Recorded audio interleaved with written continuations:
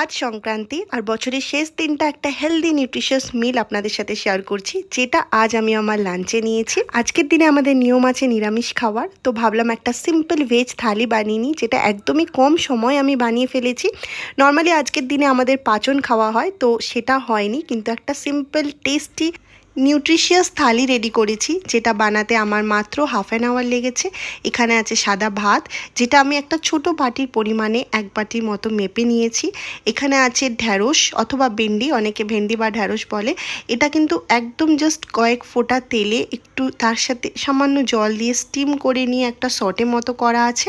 তার সাথে আছে উচ্ছে ভাজা, এটাও একদম কম তেলে, আপনারা দেখেই বুঝতে পারছেন। ছোলার ডাল, আর শেষ পাতে তার সাথে আছে ড্রাই ফ্রুটস দিয়ে টমেটোর চাটনি। খুবই টেস্টি এবং হেলদি। হ্যাঁ, হেলদি কারণ আমি এখানে এক ফোঁটাও চিনি অ্যাড করিনি। খেজুর এবং কিশমিশ পেস্ট দিয়ে আমি বানিয়েছি। অসাধারণ একটা রেসিপি। যদি দেখতে চান অবশ্যই কমেন্ট করুন, শেয়ার করুন।